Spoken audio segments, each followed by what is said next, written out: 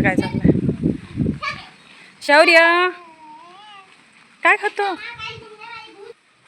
Good morning Shri. Good morning. Good morning Shaurya. Good morning Siddhu. सकाळी सकाळी ना नारळ झाडं बघा, नारळाची झाडं किती म्हणजे नारळ आले एका झाडाला 5-6च्या वरतीच नारळ. सकाळी सकाळी मॉर्निंगला श्री तोडायचे काम. चला एखादं गाणं म्हणा. चला गाणं बोला. बोल रे गाणं बोल बेटा. गाणं बोल. बोल. हाय कर. हाय करा. हाय करा. त्यानंतर आम्ही मस्तपैकी फ्रेश वगैरे होऊन निघालो. म्हणजे घरी जायला निघालो होतो ना. आमचं सगळ्यांचं ठरलं होतं की कामाख्या देवीला जायचं म्हणून, पण काही जणांचं म्हणजे कॅन्सल झालं का जायचं. तर मग त्यामुळे मग आम्ही बोललो की आपण तरी जाऊन येऊया देवीला. आणि ते कसं असतं की नाही, म्हणजे जेव्हा देवाने बोलवलं तेव्हाच आपण त्या ठिकाणी म्हणजे भेटीला, देवाच्या भेटीला किंवा देवीच्या भेटीला जात असतो.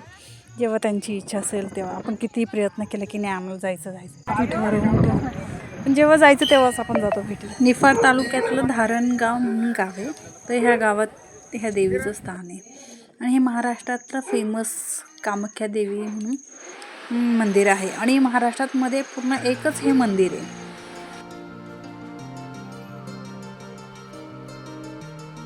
आणि नवनाथांचं मंदिर आहे. म्हणजे समोर गेलं का नवनाथांचं एका साईडला कामाख्या देवीचं आणि इकडे नवचंडिकेचं असं म्हणजे तिथे आहे तसं. आणि अतिशय सुंदर वाटतं एकदम तिथे. म्हणजे आतमध्ये गेल्यानंतर फोटोग्राफी अलाउड नव्हती, व्हिडिओ वगैरे, पण तरी पण थोडाफार काढण्याचा मी प्रयत्न केला आहे.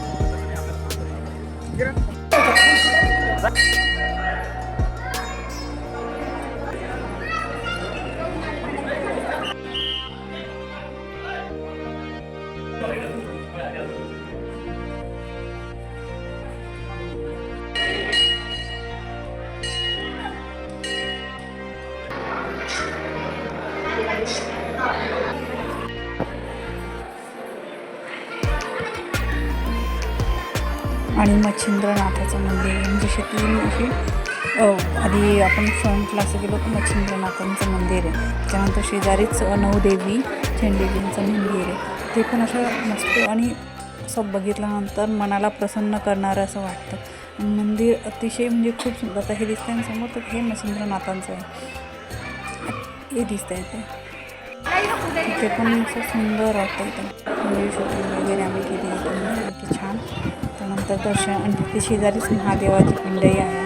आणि हे पूर्ण मंदिर ना शेतामध्ये बांधलेलं आहे. भक्तिभावाने आपण ज्या इच्छा मागू त्या पूर्ण होतात तिथे. त्यामुळे मनोभावे मी देवाकडे प्रार्थना केली आणि आम्ही त्यानंतर तिथून निघालो. तर कसं वाटलं तुम्हाला कामाख्या देवीचं मंदिर? तुम्ही गेले नसेल तर कधी एकदा नक्की भेट द्या. निफाड तालुक्यामधील धारणगाव या गावी ह्या देवीचं मंदिर आहे. तर नक्कीच जा. तुम्हाला खूप छान आणि प्रसन्न वाटेल तिथे. तर तुम्हाला माझा व्हिडिओ आवडल्यास लाईक करा, शेअर करा आणि सबस्क्राईब करायला मात्र विसरू नका.